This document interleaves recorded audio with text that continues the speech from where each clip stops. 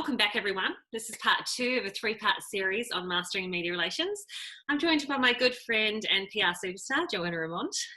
This is part 2, so we can get into some of the more practical questions around drafting media materials and communications.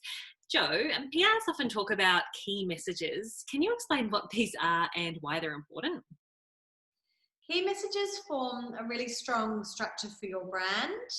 It can be one sentence or 3 sentences or a paragraph, but effectively that directly cuts to the brand ethos, what you're trying to talk about, what the business is about. Yeah, okay. And what are some, I guess, thought starters or secrets to developing a story idea that's newsworthy?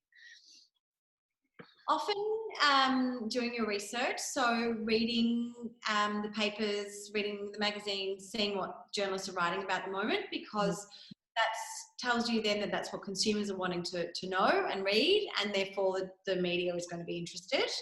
Other than that, it's about the brand, the business, what's interesting, what's your unique point of sale. And do you think if a business is contacting the media, they should always have a media release ready? Do you always need a media release? You don't always need a media release, particularly today, because information is so easily accessible through social media platforms, through a website. So if creating a media release stresses you out, just make that phone call, send that email. If a journalist is interested, they're going to call you for an interview anyhow, so they'll get the information.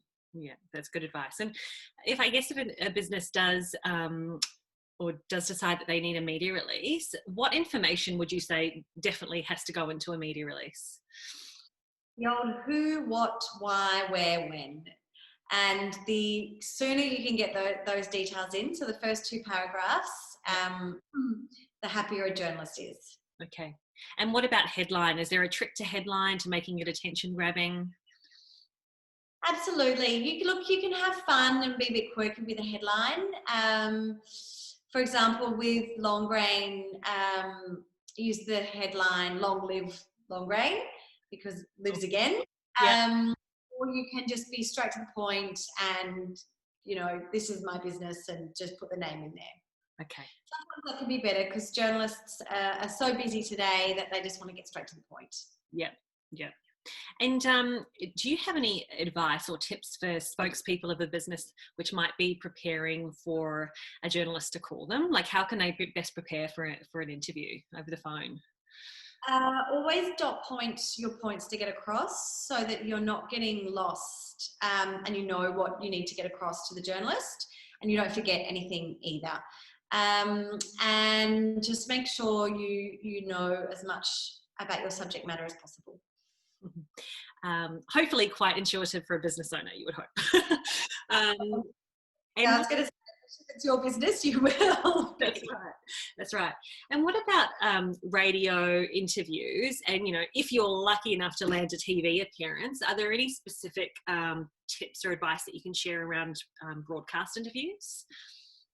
I guess this is more about your inflections and how your voice comes across, making sure that you speak slowly, that you're very clear. Australians, and I certainly have it, even though I am French, have a habit of finishing a sentence going up, which can suggest that you haven't finished talking or that it's a question. So practicing in front of a mirror for an interview is always a good preparation. Okay. Might feel a little silly, but worth it, you think.